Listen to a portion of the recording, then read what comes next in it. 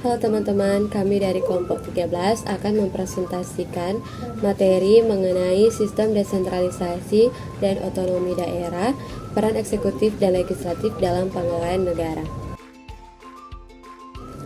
Baiklah, kita masuk dalam materi yang pertama, desentralisasi fiskal. Desentralisasi merupakan sebuah instrumen untuk mencapai salah satu tujuan bernegara, yaitu terutama memberikan pelayanan publik yang lebih baik dan menciptakan proses pengambilan keputusan publik yang lebih demokratis. Desentralisasi akan diwujudkan dengan memberikan kewenangan kepada tingkat pemerintahan yang lebih rendah untuk melakukan pembelanjaan, kewenangan untuk memungut pajak, terbentuknya dewan yang dipilih oleh rakyat, kepala daerah yang dipilih oleh rakyat, dan adanya bantuan dalam bentuk transfer dari pemerintah pusat. Salah satu wujud pelaksanaan otonomi daerah adalah dengan adanya otonomi dalam aspek pengelolaan keuangan daerah yang disebut otonomi fiskal atau desentralisasi fiskal. Menurut Prawirostoto, desentralisasi fiskal adalah pendelegasian tanggung jawab dan pembagian kekuasaan dan kewenangan untuk pengambilan keputusan di bidang fiskal yang meliputi aspek penerimaan maupun aspek pengeluaran. Desentralisasi fiskal ini dikaitkan dengan tugas dan fungsi pemerintah daerah dalam penyediaan barang dan jasa publik. Dengan kata lain, desentralisasi fiskal dapat diartikan sebagai suatu proses distribusi anggaran dari tingkat pemerintahan yang lebih tinggi kepada pemerintahan yang lebih rendah untuk mendukung fungsi atau tugas pemerintahan dan pelayanan publik sesuai dengan banyaknya kewenangan bidang pemerintah yang dilimpahkan. Selanjutnya, pemerintah daerah diberikan sumber-sumber keuangan untuk menyelenggarakan urusan pemerintahan yang menjadi kewenangan pemerintah daerah. Desentralisasi fiskal memberikan kewenangan kepada daerah untuk mengelola keuangan daerahnya. Daerah diberikan kewenangan dalam menggali sumber-sumber penerimaan sesuai dengan potensi yang dimiliki. Prinsip dari desentralisasi fiskal tersebut adalah money value. Pemerintah pusat memberikan dukungan dengan menyerahkan sumber-sumber penerimaan kepada daerah untuk dikelola secara optimal agar mampu membiayai daerahnya dalam melaksanakan tugas dan fungsinya. Pemerintah pusat juga memberikan dana transfer yang dapat dikelola daerah dalam pembiayaan penyelenggaraan pemerintah daerah. Tujuannya adalah untuk mengatasi ketimpangan fiskal dengan pemerintah pusat dan antar pemerintah daerahnya.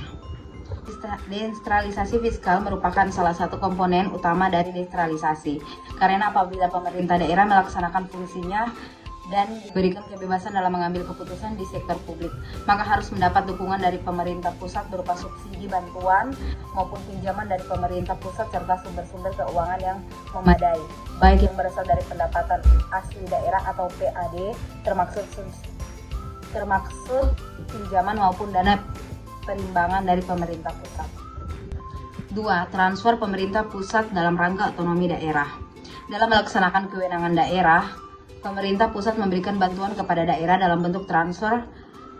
Ganjat et al. 2005 dalam Nadari dan Adil mengartikan transfer pemerintah pusat sebagai pengalihan dari pendapatan fiskal antara pemerintah pusat dengan pemerintah daerah, yang memainkan peranan penting dalam menentukan tingkat disparitas sosial sehingga dalam jangka panjang dapat mengembangkan perekonomian negara.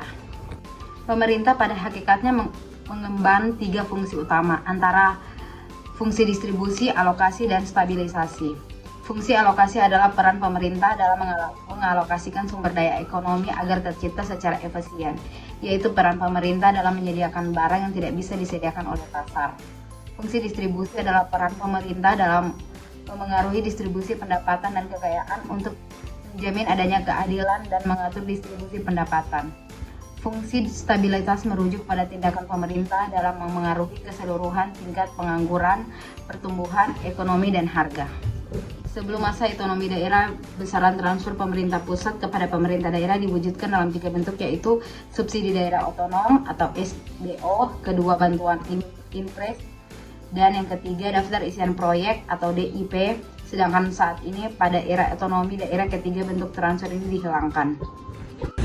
Sebagai gantinya, pemerintah pusat memberikan transfer kepada pemerintah daerah dalam bentuk dana perimbangan atau DBH, DAU, dan DAK.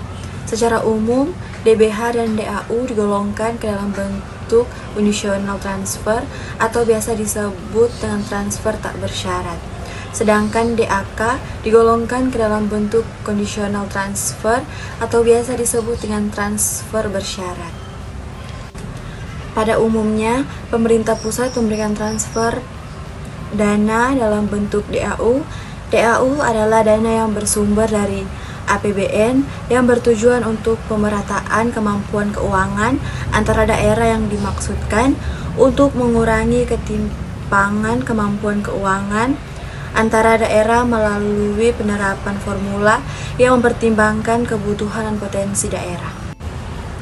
3. Stabilitas politik. Menurut Harold Koch 1982, stabilitas politik ditandai dengan dua hal. Yang pertama, adanya pemerintahan yang stabil dalam arti dapat memerintah bertahun-tahun atau dapat menjalankan programnya sesuai dengan batas-batas yang telah ditentukan.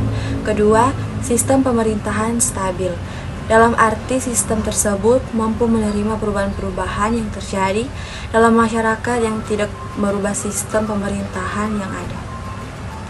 Sedangkan menurut Ardisanit 1982, secara teoritis stabilitas politik ditentukan oleh 3 variabel yang saling berkaitan, yaitu perkembangan ekonomi yang memadai, perkembangan pelembagaan baik struktur maupun proses politik dan partisipasi politik. Perkembangan ekonomi meliputi adanya tingkat pertumbuhan yang cukup dalam masyarakat, sedangkan pelembagaan politik mengarah pada pengertian tidak timbulnya konflik antara kekuatan-kekuatan politik.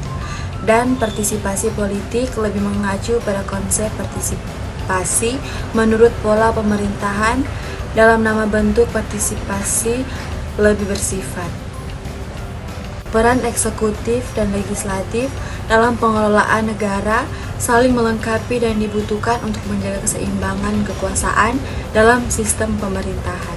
Yang berikut eksekutif, yaitu bertanggung jawab untuk menjalankan kebijakan-kebijakan yang telah disahkan oleh legislatif. Pemimpin eksekutif seperti presiden atau perdana menteri memimpin pemerintahan sehari-hari dan bertanggung jawab atas pelaksanaan undang-undang, kebijakan, dan program-program pemerintah. Mereka juga memegang peran dalam menjalankan fungsi-fungsi administratif dan diplomatik negara. Selanjutnya legislatif, yaitu bertanggung jawab untuk membuat undang-undang, mengawasi tindakan eksekutif, dan mewakili kepentingan rakyat. Biasanya lembaga legislatif seperti parlemen atau kongres terdiri dari anggota yang dipilih oleh rakyat. Mereka memiliki kekuasaan untuk menetapkan undang-undang, menganggarkan dana publik, dan melakukan fungsi pengawasan terhadap pemerintah. Keduanya bekerja sama dalam proses pembuatan kebijakan, di mana legislatif menciptakan undang-undang dan eksekutif mengimplementasikan undang-undang tersebut. Di samping itu, legislatif juga memiliki peran pengawasan terhadap eksekutif untuk memastikan bahwa kekuasaan tidak salah gunakan. Dengan kerjasama yang baik antara eksekutif dan legislatif, diharapkan tercipta pemerintahan yang efektif dan akuntabel. Mekanisme di atas menimbulkan hubungan khusus antara SKPD dan PPKD atau selaku BUD. Untuk tujuan akuntansi, hubungan keuangan antara berbagai SKPD dan PPKD selaku BUD dapat menyerupai hubungan antara kantor pusat dan kantor cabang. PPKD diperlukan sebagai kantor pusat, sementara itu SKPD diperlukan sebagai kantor cabang.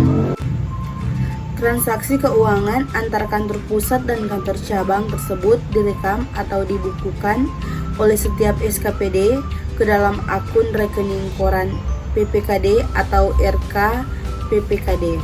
Sementara itu, PPKD akan merekam transaksi hubungan keuangan dengan seluruh SKPD tersebut ke dalam akun rekening koran SKPD atau RK SKPD.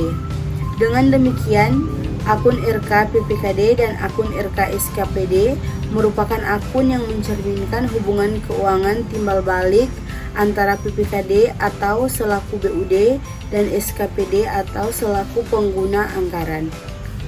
Sementara itu, sebagai suatu satuan kerja, PPKD juga menjadi pengguna anggaran seperti SKPD lainnya. Oleh karenanya, PPKD juga menyelenggarakan akuntansi seperti SKPD. Untuk membedakannya dengan SKPD biasa, satuan kerja yang menjalankan fungsi pengelolaan keuangan daerah Pemda disebut SKPKD, yaitu Satuan Kerja Pengelola Keuangan Daerah.